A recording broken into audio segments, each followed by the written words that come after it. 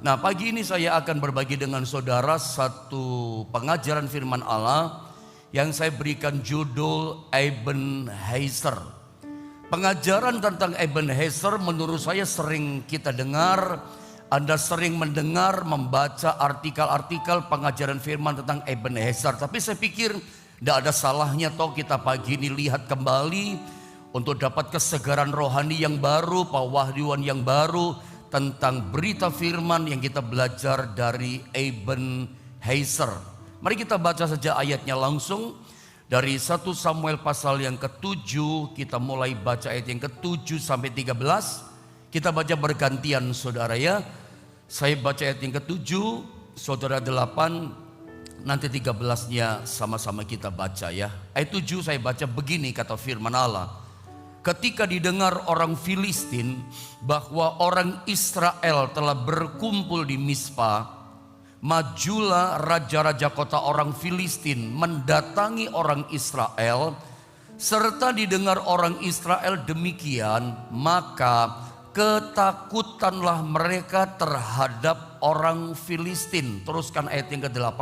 Lalu kata orang Israel kepada Samuel, "Janganlah berhenti berseru bagi kami kepada Tuhan Allah kita, supaya Ia menyelamatkan kami dari tangan orang Filistin itu." Ayat 9. Sesudah itu Samuel mengambil seekor anak domba yang menyusu, lalu mempersembahkan seluruhnya kepada Tuhan sebagai korban bakaran. Dan ketika Samuel berseru kepada Tuhan bagi orang Israel, maka Tuhan menjawab dia. 10 teruskan. Sedang Samuel mempersembahkan korban bakaran itu, majulah orang Filistin berperang melawan orang Israel.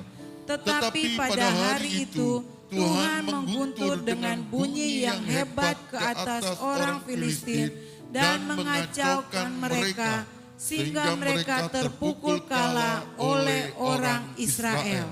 Ayat 11 saudara ya. Keluarlah orang-orang Israel dari Mispa, mengejar orang Filistin itu dan memukul mereka kalah sampai hilir Betkar. 12 terus. Kemudian Samuel mengambil sebuah batu dan mendirikannya antara Mispa dan Yesana. Ia menamainya Ebenezer. Katanya, "Sampai di sini Tuhan menolong kita." Ayat 13, mari sama-sama kita baca ayat 13. 1, 2, 3. Demikianlah orang Filistin itu ditundukkan dan tidak lagi memasuki daerah Israel. Tangan Tuhan melawan orang Filistin seumur hidup Samuel. Sekali lagi, pagi ini kita bicara satu tema firman Allah tentang Ebenezer. Bagian awal saya ingin sampaikan pada saudara, Ebenezer ini sebetulnya adalah sebuah tempat. Tempat itu namanya adalah Ebenezer. Dan ternyata begini, kalau kita telusuri dalam kisah di Alkitab, saya pelajari, ternyata tempat yang saya sebut Ebenezer, tempat yang namanya adalah Ebenezer ini, itu ternyata memiliki namanya catatan sejarah.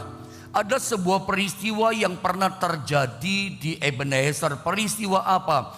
Peristiwa di mana umat Allah yang namanya bangsa Israel itu dua kali saudara yang mereka pernah kalah berperang dengan bangsa Filistin. Saya ulang, di tempat yang namanya Ebenezer inilah bangsa Israel, umat pilihan Allah yang dicinta Tuhan, itu pernah babak belur, pernah dihajar, pernah kalah dalam peperangan melawan bangsa Filistin. Peperangan yang pertama itu mereka kalah, saudara ya, terpukul mundur di Ebenezer.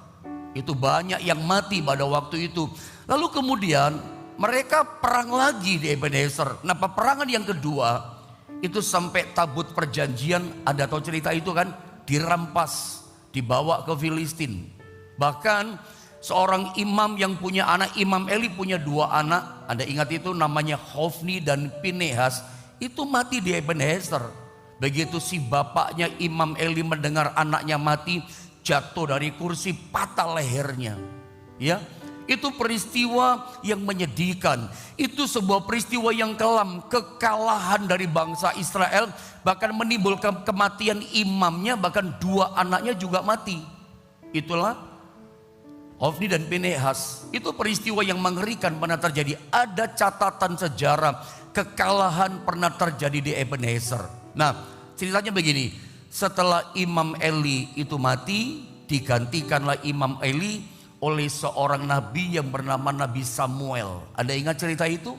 Nah, setelah Samuel memimpin bangsa Israel menjadi imam, sebutlah begitu, menjadi nabi di Israel, 20 tahun kemudian, saya ulang, 20 tahun kemudian setelah kekalahan dalam peperangan di Ebenezer melawan Filistin, terjadi kematian Imam Eli, Hofni Pinehas mati. Bahkan yang tragis, ironis adalah tabut Allah, lambang kehadiran Allah dirampas di Ebenezer. Sepertinya tidak ada lagi kemuliaan Allah atas umat Allah. 20 tahun kemudian setelah peristiwa kekalahan itu, bangsa Israel itu dipimpin oleh Nabi Samuel. Itu perang lagi lawan Ebenezer, lawan Filistin.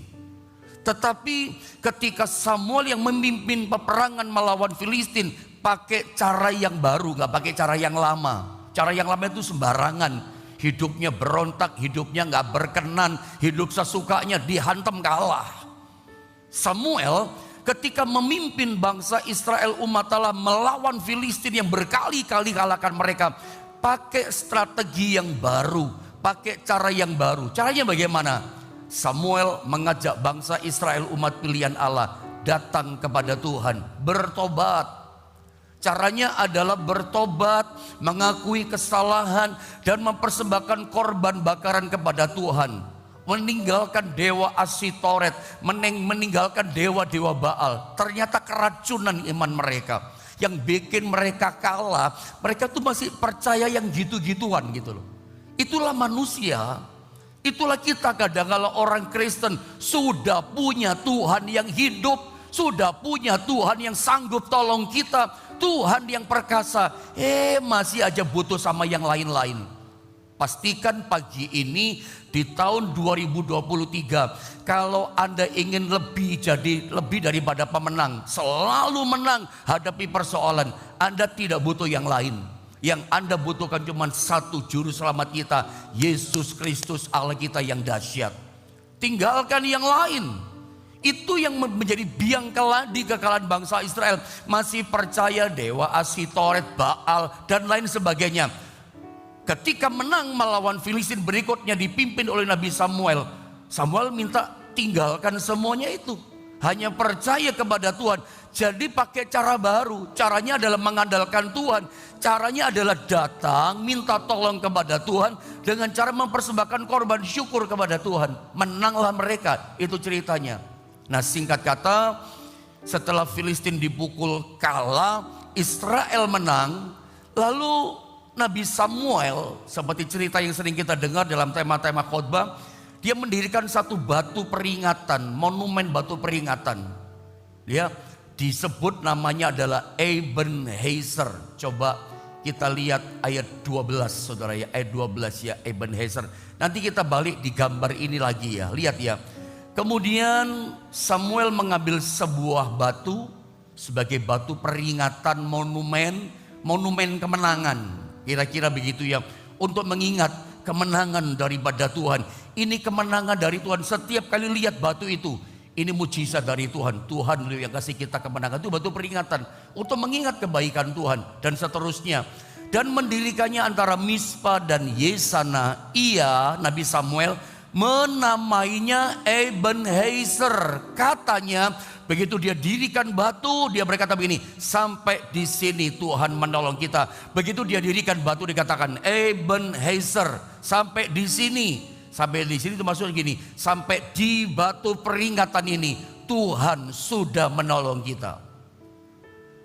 Memang ada banyak orang mengartikan Ebenezer itu adalah sampai di sini Tuhan menolong kita, sampai di sini. Besok bagaimana? Besok lusa bagaimana? Ya. Tahun-tahun ini bagaimana? Apakah Tuhan masih menolong kita? Karena sesungguhnya menurut saya arti Ebenezer itu sebetulnya bukan sampai di sini Tuhan menolong kita. Perhatikan ya, ketika Samuel mendirikan batu monumen, dia dirikan dibatukan sampai di sini, sampai di batu ini, ya Ebenezer ini Tuhan menolong kita. Sebetulnya arti daripada Ebenezer, coba Anda kembali kepada gambar sebelumnya. Ebenezer dalam bahasa Ibrani itu disalin dengan kata Heiser. Ingat, Abraham itu punya seorang hamba yang setia, yang jadi penolongnya Bapak Abraham, mengabdi hamba ini. Ingat siapa namanya? Eliezer. Ebenezer. Ezer itu artinya adalah helper, penolong. Makanya agak heran, Eliezer dalam perjanjian lama suka digambarkan sebagai Allah Roh Kudus, sebagai penolong, the helper. Makanya Even itu sebetulnya artinya adalah batu. Heiser itu artinya adalah penolong atau pertolongan. Sebetulnya arti Ebenezer itu adalah batu pertolongan. Tetapi boleh saja kita berkata, bagaimana kabarnya? Anda bisa berkata, Ebenezer, Tuhan sudah menolong aku. Tuhan batu pertolonganku. Jadi sebetulnya arti Ebenezer atau Ebenezer, arti yang tepat itu adalah Tuhan itu adalah batu pertolonganku. Bukan sampai di sini Tuhan sudah menolong aku, besok bagaimana? Sampai di sini itu maksudnya ketika dia dirikan batu, si Nabi Samuel berkata, sampai di sini, sampai di batu Ebenezer ini, batu peringatan ini Tuhan sudah menolong kita. Jadi Anda boleh saja berkata, bagaimana kabarnya Pak sekarang ini? Oh, kabarnya itu Tuhan sudah menolong saya Pak. Tuhan jadi batu pertolongan saya. Good saudara ya. Karena memang kita menyadari hari ini kita ada, itu karena pertolongan Tuhan. Tuhan yang sudah menolong kita. Hari ini kita ditolong, besok ditolong. Sepanjang bulan, sepanjang tahun 2023 kita percaya dia jadi Ebenezer, batu pertolongan dalam hidup setiap kita. Nah, yang saya mau sampaikan di gambar berikutnya ini ayat 12, ini menarik.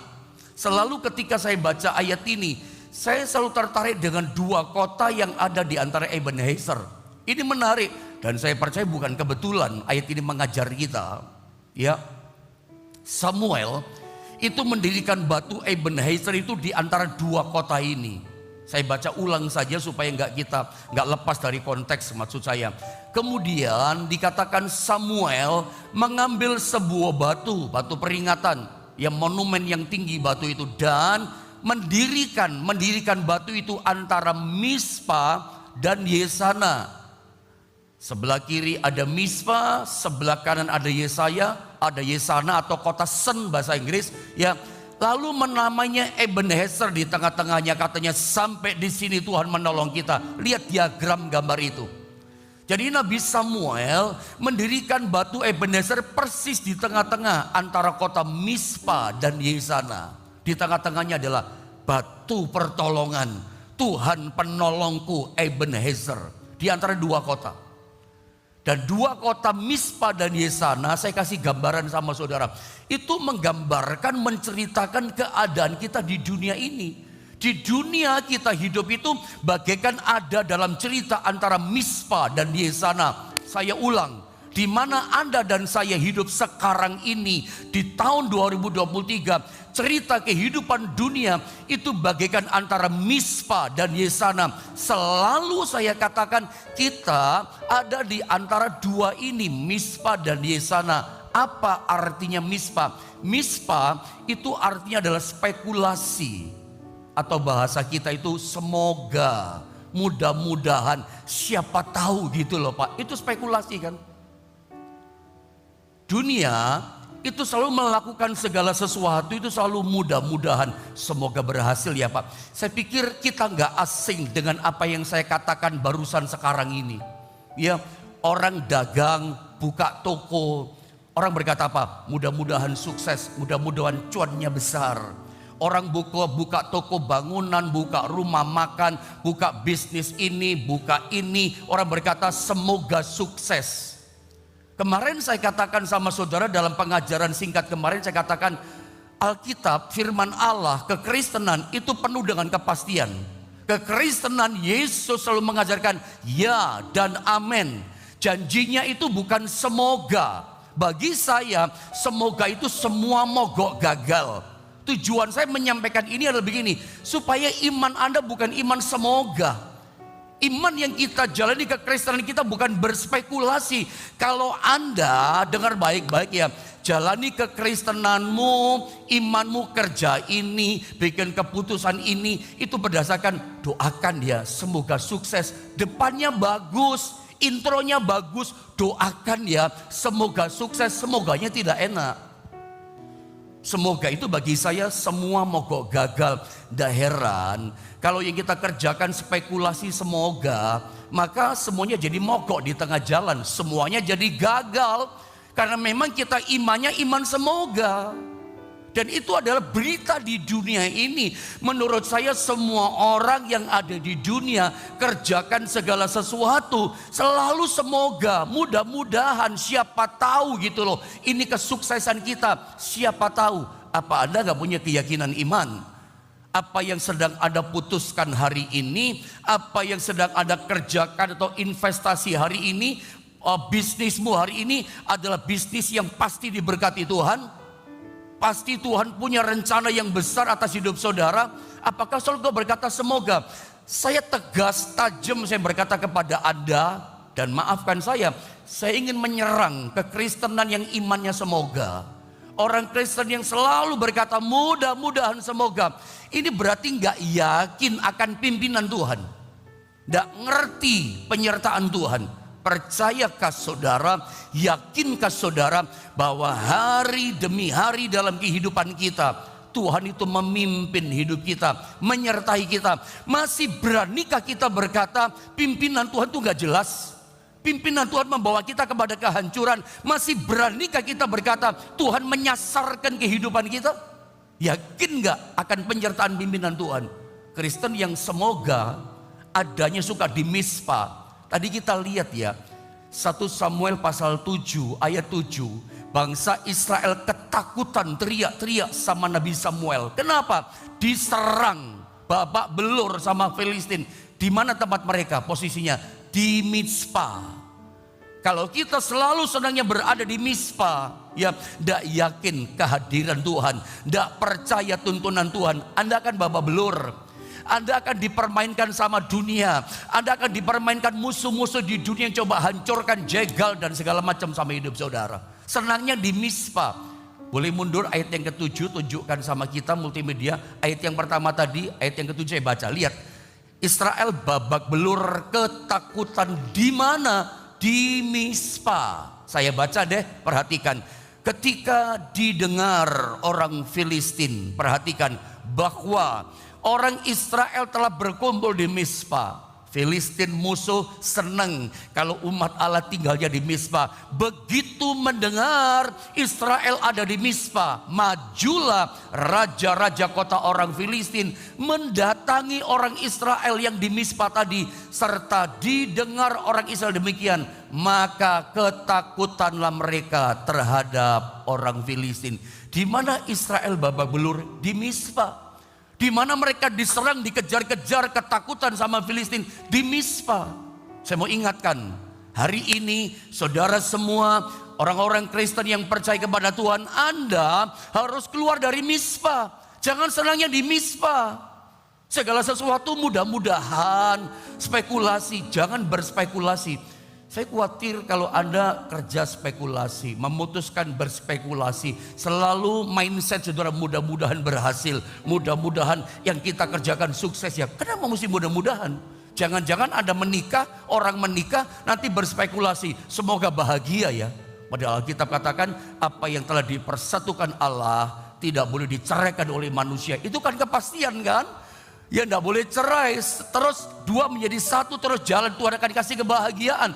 Tapi memang dasarnya orang spekulasi, ya semoga bahagia. Enggak ada pernikahan seperti itu. Pernikahan bukan untuk berspekulasi. Dan sebetulnya semua sih saudara ya.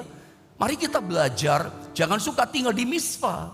Perhatikan kata Mizpah tadi dalam 1 Samuel pasal 7 ayat 12. Mispa itu artinya spekulasi. Lalu kota sebelahnya, gambaran dunia kan, itu Yesana atau Sen kata bahasa Inggris. Yesana itu artinya adalah perubahan. Apa yang saya sodorkan sama saudara, bukankah ini menggambarkan dunia? Menceritakan kondisi keadaan dunia di mana kita ada. Dunia ini terus berspekulasi, kenapa? Terus ada perubahan, berubah. Makanya orangnya berspekulasi karena perubahan terjadi. Makanya yang diusung, yang menjadi propaganda, produk apa, bahkan mau pemilu 2024 pun yang selalu diusung adalah perubahan. Dulu Obama menjadi presiden pun yang diusung perubahan. Sekarang muncul di negeri kita satu koalisi partai politik namanya perubahan. Dan itu normal, itu di dunia selalu menginginkan perubahan. Tahun demi tahun ada perubahan. Presidennya nggak sama, gubernur nggak sama, nilai mata uang nggak sama. Itu contoh. Bahkan hidup kita saja, dulu muda, sekarang jadi tua, iya kan? Berubah kan? Dulu rambutnya hitam, sekarang abu-abu, lama-lama jadi putih, berubah. Makanya gak heran, karena perubahan di dunia ini, kita yang jadi muda jadi tua.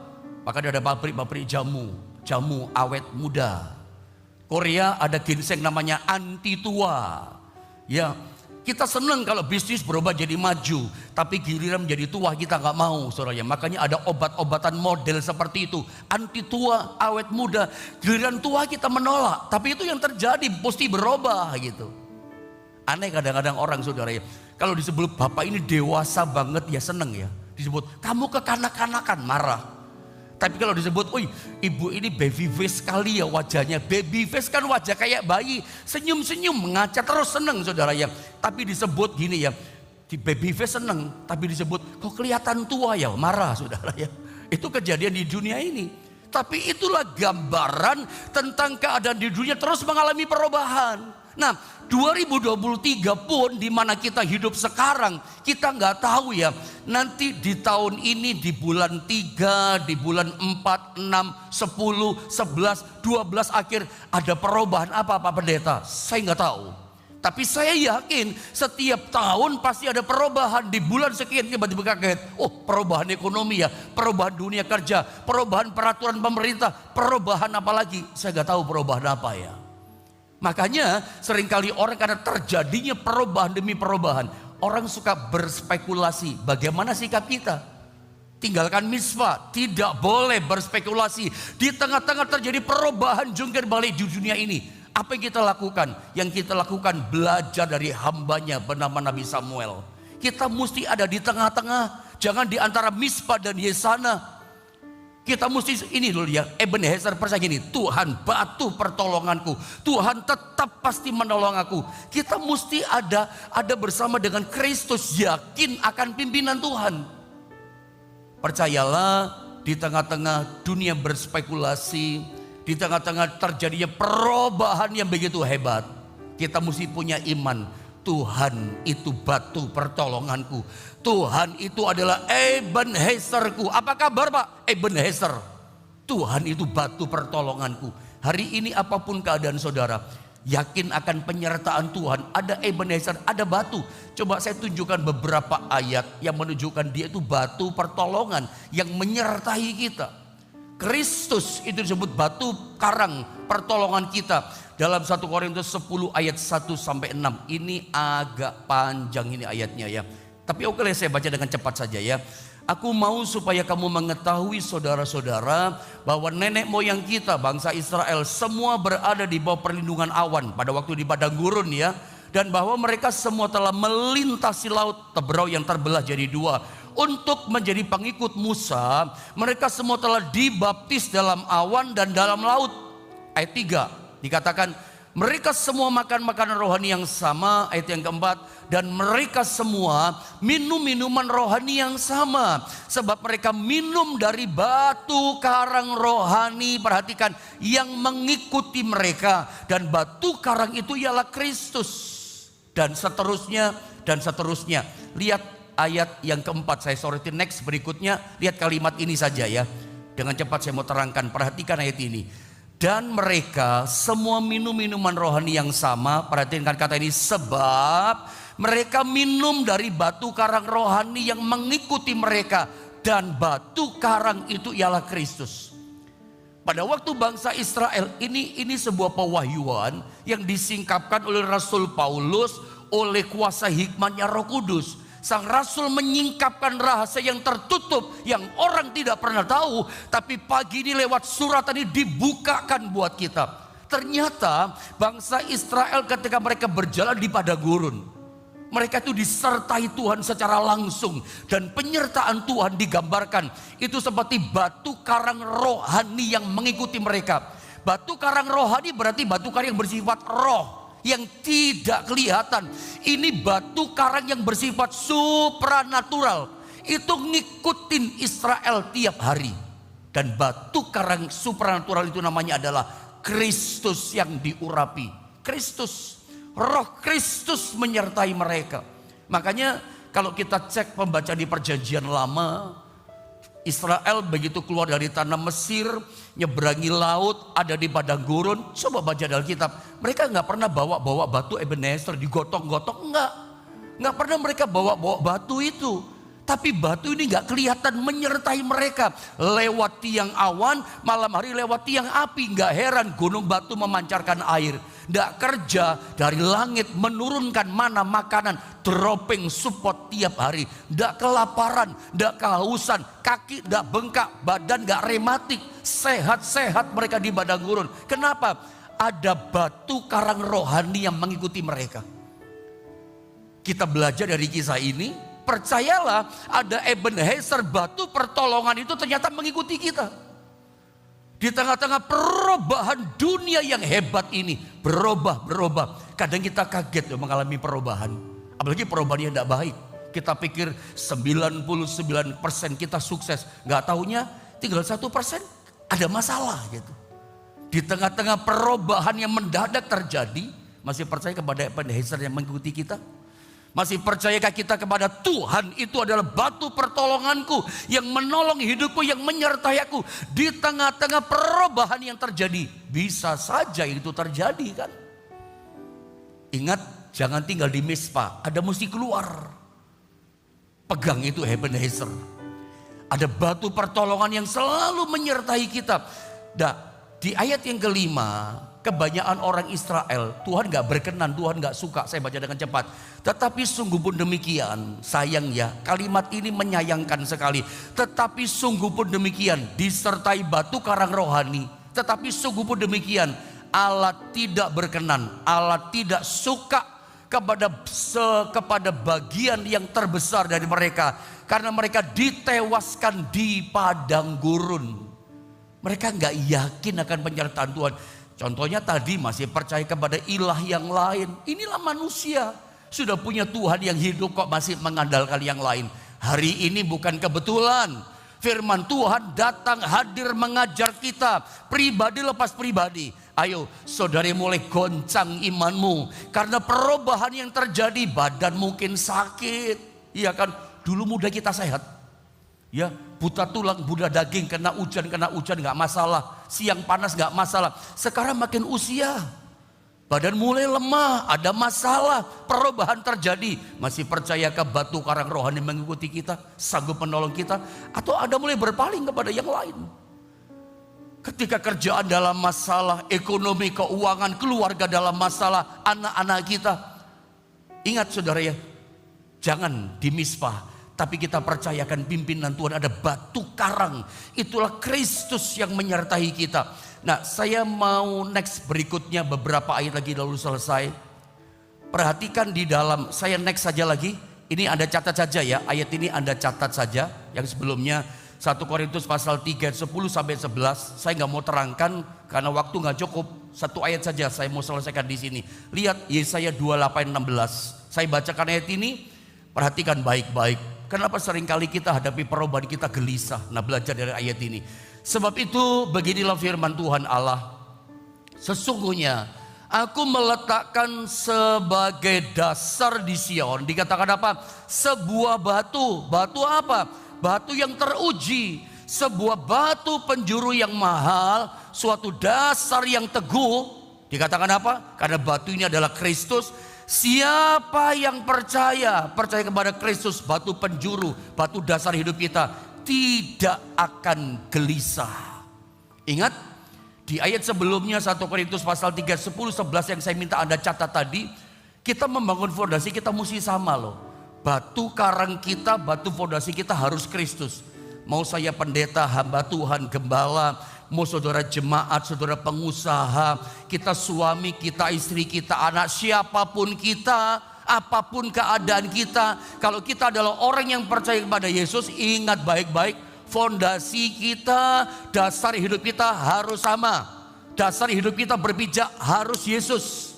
Berdiri di atas Yesus. Nah, bagaimana tinggal kita membangun kehidupan kita di atas dasar Yesus ini, bagaimana membangunnya? Ya, kalau kita gak bangun di atas dasar Yesus, gak heran kalau kita gak percaya kepadanya, kita gelisah. Hari ini saya mau tanya, kenapa Anda gelisah? Saya khawatir Pak, saya cemas Pak.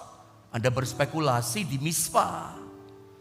Ingat, ketika Anda mulai berspekulasi, Anda di Mizpah, dasarnya bukan di Kristus, makanya Anda gelisah. Ingat, masih ada Ebenezer, dasar kita mesti Ebenezer, Kristus.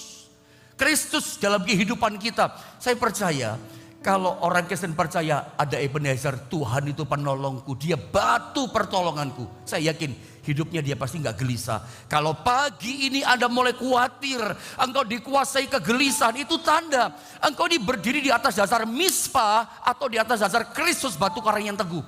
Saya percaya kalau engkau tetap teguh kepada Ebenezer, Tuhan batu itu penolongku, saya percaya kegelisahan itu akan hilang.